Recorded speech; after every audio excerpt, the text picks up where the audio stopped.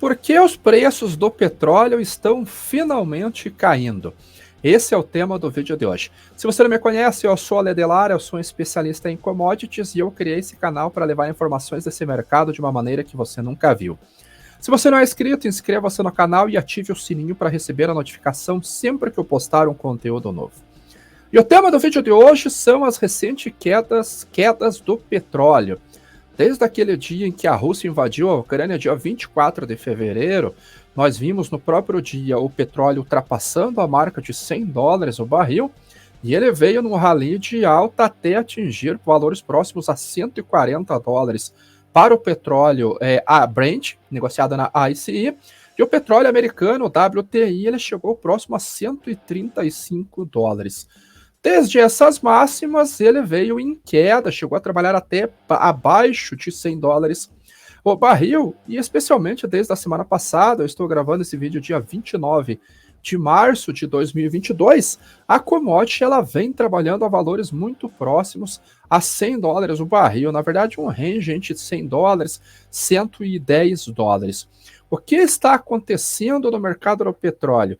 E esses fatos que eu vou mostrar para vocês hoje, eles têm potencial para levar o petróleo a trabalhar abaixo de $100, ou quem sabe até nos valores pré-invasão, ali quando ele estava gerando por volta de 85 a 90, até um pouquinho acima de 90, é isso que nós vamos ver nesse vídeo de hoje. Então, compartilhando a tela para nós vermos como que estão as cotações nesse momento, nós vemos que os contratos mais curtos do petróleo americano, o WTI negociado lá na NYMEX, na Bolsa de Nova York, eles estão com uma queda próximo a 1%, já trabalhando na faixa ali de $105. Ele já chegou a trabalhar próximo a $102 no dia de hoje. O petróleo do tipo Brent, uma queda de 1,5%, foi o fechamento a $111 o barril. Os vencimentos mais longos, eles estão mais baixos, então a curva de futuros ela ainda está invertida, mostrando que ainda há um desequilíbrio entre a oferta e a demanda, por isso que os contratos mais curtos, eles estão mais altos que os contratos mais longos. Lá na China, que vai ser um dos tópicos que nós vamos falar hoje, o petróleo fechou com uma queda de 1,4% a 721 yuans por barril. Um dos motivos justamente é o lockdown lá na China. Nós já tivemos nos últimos dias, aí na última semana, o anúncio de lockdowns na cidade de Shenzhen, que é uma das cidades mais importantes lá da China. Quase 10% do PIB chinês está concentrado nessa região, nessa província de Guangdong. E esta semana foi anunciado um lockdown na cidade de Shanghai, talvez a segunda mais importante da China, só atrás de Beijing, de Pequim, que é a capital. O lockdown agora ele vai ser dividido em duas fases. A primeira fase é para quem está ao lado de um rio que passa no centro da cidade. Vão ser feitos testes em massa em uma nova campanha de vacinação. Na outra semana entra o outro lado do rio para o lockdown. E isso já traz uma menor demanda pelo petróleo. Então, como os armazéns, empresas, tudo está basicamente fechado, ou metade está fechada nessa primeira parte do lockdown, essa ausência de demanda para o petróleo tem levado, então, os preços a trabalharem em baixa. Além disso, a atividade portuária também está restrita. Os navios, o porto ele está trabalhando, os navios podem chegar para realizar as suas operações, porém os armazéns estão fechados. Então isso acaba também atrapalhando o fluxo de navios. Então eu não tenho nem petróleo chegando, nem petróleo saindo lá da China. A China também exporta petróleo para os países ali limítrofes, ali na sua zona de abrangência, e não há negociações de bunker marítimo, de combustível marítimo sendo feito no porto de Xangai nesse momento, e é um dos portos mais importantes da China. Então aqui nós temos um dos motivos que tem empurrado as cotações do petróleo para baixo. Esse ponto ele vai passar. Em algum momento nós vamos ver realmente que vai ser restabelecido de volta o fluxo de pessoas lá em Xangai, e nós vamos ver o fluxo voltando a trabalhar. Então nós temos aqui um tracker de como que está o avanço da Covid lá. E nós vemos aqui, apesar desse gráfico ser pequenininho aqui, nós vemos que houve realmente uma evolução nos casos na última semana. Esse foi o pico lá em 2000 2020, no início de 2020, quando nós tivemos realmente o pico da pandemia, depois estabilizou e ele voltou a crescer agora. Então esse é realmente dos motivos que tem levado uma menor demanda lá na China. Essa menor demanda, ela tem feito esse tipo de situação. Refinarias pequenas refinarias, eles estão revendendo o petróleo que eles compraram para receber agora em abril, porque eles não vão ter como processar esse petróleo. Então esse petróleo que já foi comprado está sendo vendido. A China, que é o maior importador de petróleo do mundo, então ela, querendo ou não, ela está colocando uma pequena oferta no mercado. É mais um motivo que tem levado os preços do petróleo a trabalhar em queda. As outras principais notícias. Hoje houve uma evolução aparentemente muito boa num acordo de paz, ou pelo menos começa-se a trabalhar de uma maneira mais concreta realmente, um acordo para acabar com a guerra entre a Rússia e a Ucrânia. A Rússia prometeu que vai diminuir a escalada ali para Kiev, para o norte da Ucrânia. Chegam até a circular algumas informações no mercado, em mídias especializadas, que há um retrocesso de equipamentos militares lá da Bielorrússia, voltando para a Bielorrússia. Segundo os Estados Unidos, não, ele diz que é simplesmente um reordenamento das tropas russas. Então os americanos não acreditam que seja realmente um cessar-o-fogo ou uma evolução para um acordo de paz. Mas o fato é que, como o mercado, grande parte dele, ele trabalha com sentimento, com expectativa, é uma boa notícia realmente de que está evoluindo as negociações para o fim da guerra no leste europeu. Isso tira o sentimento do mercado de uma restrição mais pesada com relação ao petróleo russo. E esse é um dos outros motivos que tem levado os preços a trabalharem em queda. Aqui nós temos o fluxo de exportação do petróleo russo por destino, milhões de barris por dia. Veja que antes de fevereiro, dia 21, não havia acontecido a invasão ainda, mas no dia 28 a invasão já havia acontecido, já estávamos com 3 dias do conflito já rodando, e as exportações elas mantiveram-se quase que exatamente estáveis. A Turquia que reduziu a compra, mas a Itália aumentou a compra. No dia 7 de março, houve até um aumento no fluxo de petróleo russo. Depois, naturalmente, ele caiu, começaram a vir as sanções, bancos foram retirados do SWIFT, mas os bancos mais importantes da Rússia continuam operando normalmente. Então, o fluxo de petróleo saindo da Rússia, ele não foi interrompido. Inclusive, grandes tradings como a Trafigura, como a Vitol, eles continuam comprando e comprando muito petróleo. Só esse mês, essas duas tradings vão embarcar em torno de 16,7 milhões de barris. São 22 navios tanker que operaram ou estarão operando lá no porto da Russo, no Mar Negro, e lá no Báltico, lá em São Petersburgo, embarcando petróleo russo. Que, vamos falar a verdade, né, está com um belo de um desconto. O referencial de Urais ali está com $31 abaixo das cotações do Brent, o que sai ali pelo Mar Negro ali para o Mediterrâneo, 25, 26 dólares de desconto. Então é realmente uma grande margem para quem está operando o petróleo da Rússia. E agora, na última semana, voltou a crescer realmente no total. Quem que diminuiu as compras? A China, que é o vermelhinho aqui. Então, nós vemos que a China realmente diminuiu as compras, mas a Coreia do Sul aumentou essas compras. Holanda basicamente suspendeu, Finlândia suspendeu, a Itália continua comprando. A Itália talvez seja o segundo maior refém da Rússia, atrás só da Alemanha. Então, como os fluxos eles continuam acontecendo, então o mercado olhou e falou: não precisamos de todo aquele desespero, pelo menos por enquanto, apesar de que a Europa está trabalhando em alternativas para diminuir a dependência da energia russa. Os Estados Unidos, eles embargaram as compras de petróleo cru e petróleo refinado e gás natural da Rússia também, mas como os volumes são baixíssimos, em torno de 1%, 1,5% da demanda total americana, ela compra da Rússia, petróleo refinado em torno de 8,5% a 9%, mas ele também já está trabalhando em alternativas. Mas já nós vamos ver um dado, vamos ver que esses preços que o petróleo chegou, ele acabou destruindo a demanda. É aqui que nós vamos ver o que é a destruição da demanda quando uma commodity atinge preços proibitivos para uma grande parcela da população. Esse é o site, como de costume, todos os sites que for possível eu vou estar postando aqui na descrição do vídeo. Esse é o relatório de mobilidade criado pela Apple por causa do Covid.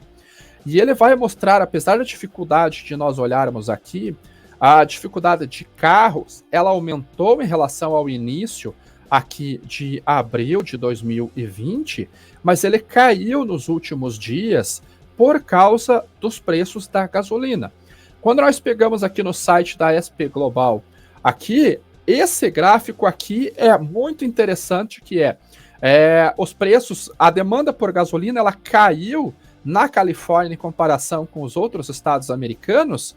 Pode ver que ela está mais baixa, aqui é essa linha vermelha, por causa dos preços da gasolina, do derivado do refinado. Lembrando que aquilo que nós vemos na bolsa, cotações de gasolina, de petróleo, não é o que se negocia no mercado físico.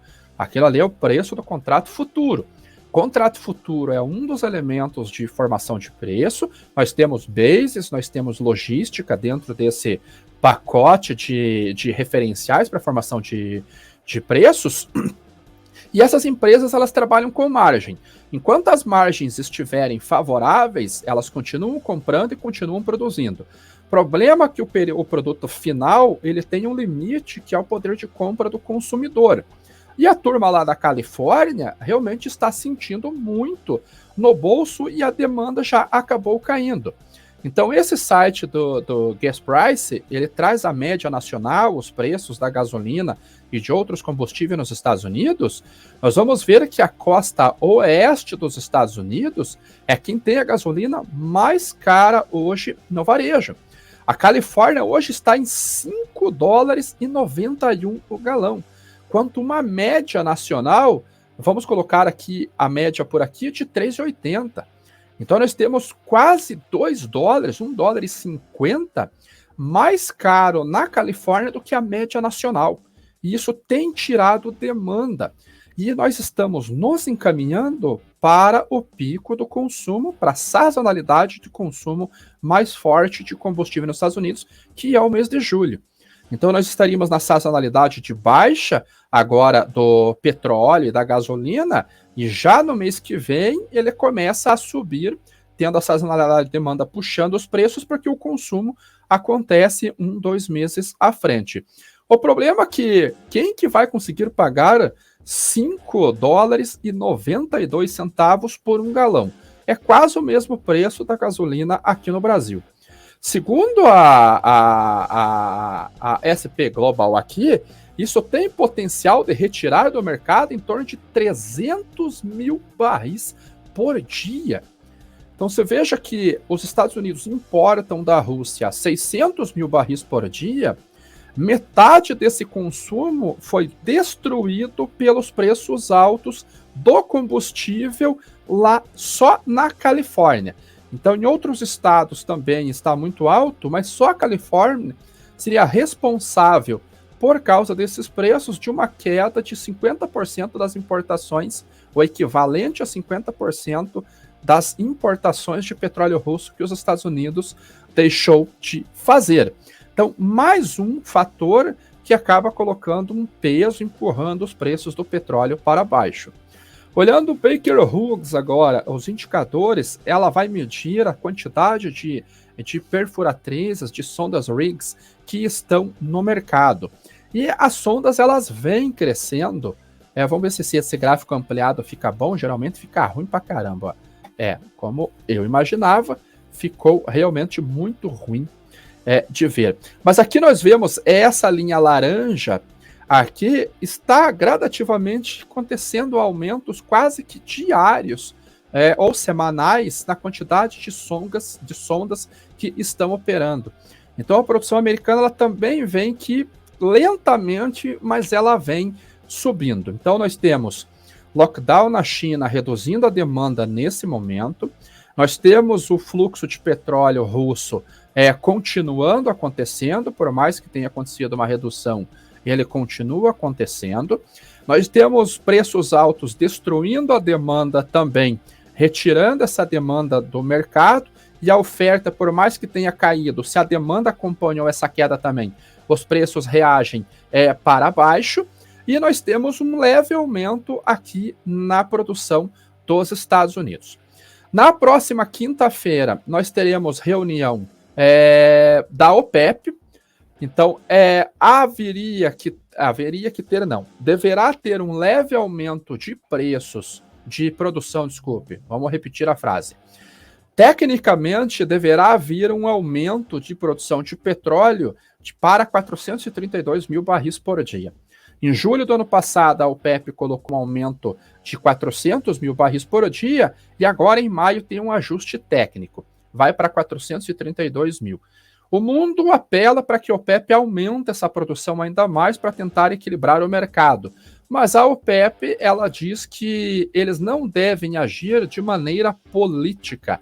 Eles devem agir, segundo essa notícia aqui, de maneira a equalizar o mercado do petróleo.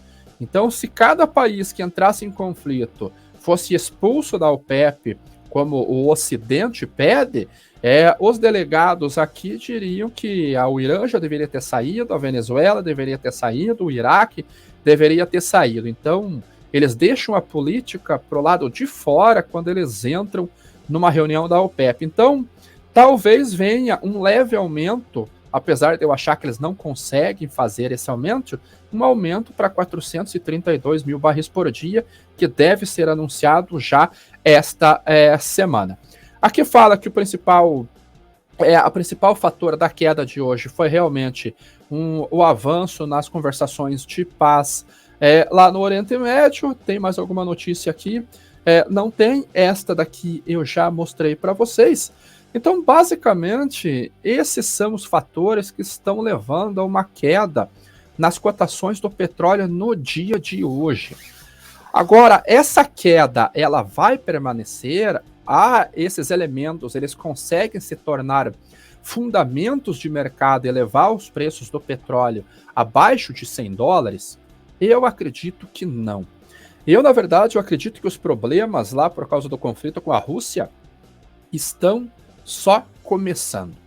Grandes empresas como a Schlumberger, por exemplo, está saindo da Rússia. Outras empresas do próprio petróleo, a Total, a Shell, a BP, estão saindo da Rússia também. Então, em algum momento, essa produção será afetada. A Rússia ela produz em torno de 14 milhões de barris por dia. Quase metade disso vai para exportação, 6 a 7 milhões de barris por dia vai para a exportação. Não há ninguém com potencial para colocar essa oferta de petróleo agora. Então os preços eles vão trabalhar para reduzir a demanda, que é o que nós vimos agora acontecendo na Califórnia. Então cair abaixo de $100, talvez quando houver um acordo de paz realmente, acabar a guerra, e a partir daí nós vamos ver como ficarão as sanções com relação à Rússia, mas esse fundamento de restrição de oferta, ele se fará presente, eu acredito que em todo esse ano de 2022. Dependendo do tamanho do impacto e se vierem novas sanções realmente proibindo a Rússia de exportar, ali nós poderemos ver um novo rally de petróleo. Então, o que eu imagino? Que é muito mais fácil hoje nós termos um rally de petróleos voltando a valores de $120, $130, do que ele vir a trabalhar a $90 de maneira consistente. Ele pode até cair abaixo de $100 neste momento, eu acredito, mas esses fundamentos, eles entrarão em cena realmente fazendo os preços voltar a subir, e eu acredito que esse patamar de $100 a $110 vai ser um patamar que o petróleo deve trabalhar durante esse ano de 2022. Principalmente no segundo semestre, quando nós teremos uma solução melhor já para o Covid. Esperamos que a China também resolva esta situação por lá e retome a economia logo após a sazonalidade de redução da atividade industrial que acontece em setembro. Outubro, novembro e dezembro, os 3 últimos meses desse ano, a China realmente pise no acelerador e volte a comprar aquilo que ela compra. Por enquanto, eu acredito que esse vai ser um range de preços realmente do petróleo, 100 a 110 dólares, parece ser um valor aceitável tanto pelo mercado, quanto pelos fundamentos, quanto essas tensões geopolíticas que estão acontecendo por lá. Então, de uma maneira simples, essas 3, 4 pontos foram os grandes culpados, vamos dizer assim, pela queda do petróleo nessas últimas 2 semanas.